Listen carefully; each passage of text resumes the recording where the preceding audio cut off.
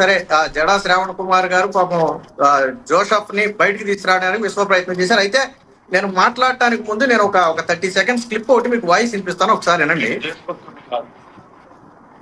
దేశభక్తుడిని కాదు, నాకు దేశం అంటే భక్తి లేదు.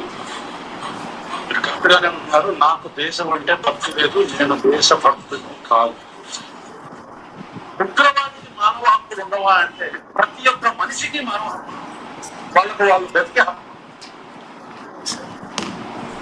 ఏర్పడిందండి వాయిస్. నేను దేశభక్తుడిని కాదు, నాకు దేశం అంటే భక్తి లేదు, ప్రతి వ్యక్తికి హక్కులనే ఉంటాయి. వాయిస్ విన్నాం. ఉగ్రవాదులకు కూడా మానవ హక్కులు ఉంటాయి. ఇది ఆయన మాట్లాడినటువంటి మాటలు. నిన్నటి వరకు పవన్ కళ్యాణ్ గారి మీద విమర్శిస్తే కేసులు పెట్టారన్నారు. బట్ నిన్న గన్నవరం పోలీసులు అరెస్టు చేసిన దానికి గత కేసులకి సంబంధం లేదు. ఈ విషయం స్వయంగా కోర్టులో కూడా చెప్పారు. స్పష్టంగా నిన్న పెట్టిన కేసులు ఇప్పుడు నేను ఏదైతే మీకు అంటే ఇందులో మనం ఎక్కువ ప్లే చేయలేం కాబట్టి నేను ఒక 30 seconds 40 seconds మీకు ప్లే చేసి చూపించాను. అందులో చాలా స్పష్టంగా ఆయన నాకు దేశభక్తి లేదు, నేను దేశభక్తిని కాదు, మీరు క్లారిటీగానే అన్నారు నేను దేశభక్తుని కాదు అని చెప్పారు. మరి ఆ వ్యాఖ్యను వైసీపీ పార్టీ ఎలా సమర్థిస్తుందనేది చెప్పాలి. రెండోది, ఇప్పుడు ఉగ్రవాదులకు మానవ హక్కులు కల్పించాలనే సందర్భం ఏంటంటే నిషేధిత ఉగ్రవాద సంస్థకి చెందినటువంటి హిడ్మా కావచ్చు, సాంబయ్య కావచ్చు, వాళ్ళిద్దరిని ఎన్కౌంటర్ చేసిన తరువాత ఈయన తన యూట్యూబ్ ఛానల్లో ఒక వీడియో పెట్టారు. ఆ వీడియోలో చెప్పిన మాటలు ఏంటంటే ఒక హిడ్మా చనిపోతే, ఒక సాంబయ్య చనిపోతే 100 మంది హిడ్మాలు సాంబయ్యలు పుడతారు, ఇది అంతమయ్యేది కాదు అని చెప్పి ఒక వ్యాఖ్య చేశారు. సో ఎంటైర్ ఎపిసోడ్ నడిచింది ఇప్పుడు ఈ వ్యాఖ్యల మీద, ఇందాక నాకు దేశభక్తి లేదనే వ్యాఖ్యల మీద. నిన్న జరిగినటువంటి ఈ కేసు కావచ్చు, ఆయన్ని రిమాండ్ కు పంపడం కావచ్చు, మొత్తంగా జరిగింది ఇది. నిన్నటి వరకు మీకు తెలుసు రామాయణం మీద, మహాభారతం మీద ఆయన చేసినటువంటి వ్యాఖ్యలు సనాతన ధర్మాన్ని సన్నాసి ధర్మాన్ని సంబోధించడాన్ని ఏ హిందువు కూడా యాక్సెప్ట్ చేయడు. మన మతాన్ని పూజించుకోవాలి, పరమతాన్ని గౌరవించాలి. సో దాన్ని కాదంటే పార్టీలతో సంబంధం లేకుండా ఎవరినైనా సరే మనం ఖచ్చితంగా, మీరు ఇందాక అన్నారు రాధా మనోహర్ దాస్ కూడా ఒక సందర్భంలో మాట్లాడారని. ఎస్, ఆయన కూడా ఒక సందర్భంలో ఉద్రేకిత పూర్త ప్రసంగాలు చేసిన మాట వాస్తవం, దాన్ని కూడా ఖండించాలి. అంతేగాని పరమతాన్ని కించపరచాలని మనం ఎక్కడా చెప్పట్లా.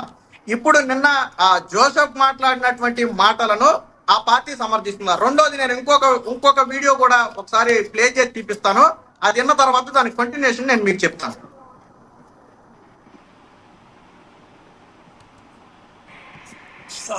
ఏదైతే సామాజిక పరమైనటువంటి ఇబ్బంది పెడుతూ కావాలని చెప్పి సోషల్ మీడియా వాళ్ళకి ఇబ్బంది పెడుతున్నటువంటి అంశాలలో నేను ప్రభుత్వంతో నివేదిస్తా.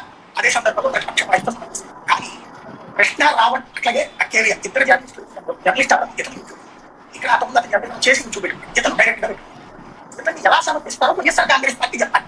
ఎందుకంటే వైఎస్ఆర్ కాంగ్రెస్ ప్రకాష్ గారు మాట్లాడాడు, అతను పూర్తిగా హిందూ ద్రోహి, హిందూ ద్వేషి. వైఎస్ఆర్ కాంగ్రెస్ పార్టీ కూడా అదే చెప్పాలి. మన పార్టీ గారి చెప్పాలి, చెప్పాలనుకుంటుంది. మా పార్టీలో ఉన్నటువంటి వాళ్ళందరూ హిందూ దేవతను దూషించండి, రక్షించండి.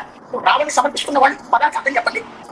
సో ఇది ప్రధానంగా వైసీపీ పార్టీని సమర్థించుకుంటూ ప్రతిసారి కాపాడుకుంటూ వచ్చే జర్నలిస్టు సాయి గారు మాట్లాడినటువంటి మాటలు. ఎందుకు దీన్నే మనం ప్లే చేసామంటే సాధారణంగా ఆయన వైసీపీ పార్టీ ఇబ్బందుల్లో ఉన్న ప్రతిసారి ఆయన కవర్ చేస్తారు. రెండోది, జర్నలిస్టుల పక్షాన ప్రధానంగా నిలబడతాడు. ఇది అనేక సందర్భాల్లో నిరూపించబడింది. కానీ ఈ రోజు ఆయనే ఒక ప్రశ్న లేవనెత్తాడు. అంటే వైసీపీ పార్టీ యాంటీ హిందూ పార్టీగా ముద్ర వేసుకోవాలనుకుంటుందా?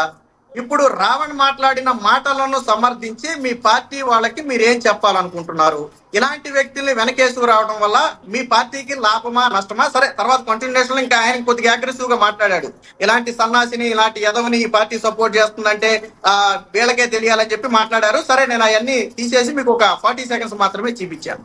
సో ఇందాక వైసీపీ అధికార ప్రతినిధి మాట్లాడుతూ భావ ప్రకటన స్వేచ్ఛ ఆర్టికల్ 19 గురించి మాట్లాడారు. ఆర్టికల్ 19 లో ఇప్పుడు మనం మాట్లాడిన ఏ మాటలు కూడా వర్తించవు. ఆర్టికల్ 19 భావ ప్రకటన స్వేచ్ఛకు ఒక పరిమితి ఉందని చెప్పి వైసీపీ పార్టీకి చెందినటువంటి సజ్జల భార్గవ్ రెడ్డి కేసులో ఒక 4 నెలల క్రితం హైకోర్టు మాట్లాడింది. భావ ప్రకటన స్వేచ్ఛ అంటే ఇష్టం వచ్చినట్లు మాట్లాడటం కాదు, ఇతరుల మనోభావాలు దెబ్బతీయడం కాదని చెప్పి పోలీసుల మీద కూడా కొంచెం ఆగ్రహం వ్యక్తం చేసింది. మీరు కఠిన చర్యలు తీసుకుంటే వీళ్ళు ఎందుకు మాట్లాడే ధైర్యం చేస్తారు, మీరు నిద్రపోతున్నారని చెప్పి పోలీసు వ్యవస్థ మీద కూడా తీవ్రమైన వ్యాఖ్యలు చేసింది. ఇది ఒక ఉదాహరణ. రెండోది, గతంలో వైసీపీ అధికారంలో ఉన్నప్పుడు న్యాయమూర్తుల మీద, న్యాయ వ్యవస్థల మీద పరుష పదజాలంతో కామెంట్లు, వ్యక్తిగత దూషణలు చేస్తే ఆ కేసును సిబిఐకి ఇచ్చారు. ఆ కేసులో అందరూ కూడా అరెస్ట్ అయ్యారు. అంటే భావ ప్రకటన స్వేచ్ఛకు పరిమితి ఉందని స్వయంగా న్యాయస్థానాలే చెప్పాయి.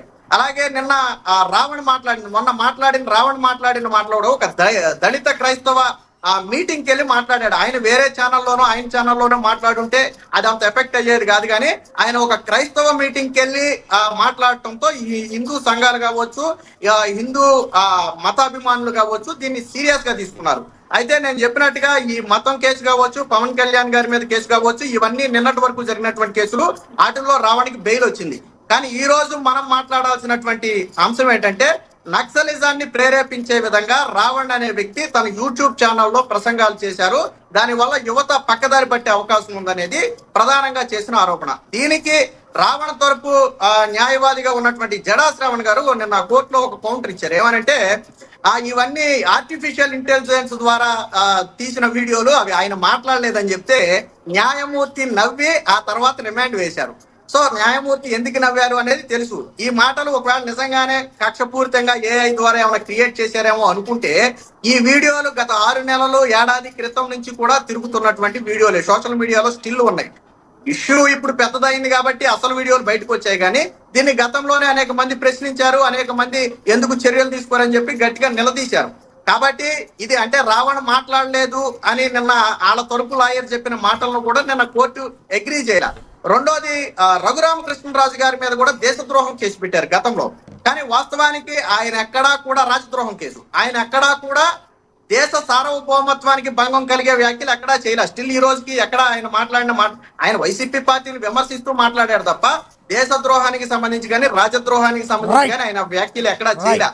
అసలు అంటే వినండి ఒకసారి, వాస్తవానికి రఘురామకృష్ణరాజు గారి మీద పెట్టిన కేసుకి యావజ్జీవ కారాగార శిక్ష, అసలు ముందు బెయిల్ రాదు, ముందు 6 నెలలు మినిమం జైల్లో ఉండాలి. కానీ ఆయన 24 గంటల్లో బెయిల్ తెచ్చుకున్నారంటే అది న్యాయస్థానాల్లో నిరూపించబడాల. ఒకవేళ నిజంగానే ఈ రోజు రావణ్ మీద పెట్టింది తప్పుడు కేసు, కక్షపూరిత కేసు అయి ఉంటే ఖచ్చితంగా న్యాయస్థానాల్లో ఈయనకు కూడా ఊరట కలుగుద్ది. సరే 18 వరకు రిమాండ్ వేశారు, అది తర్వాత విషయం.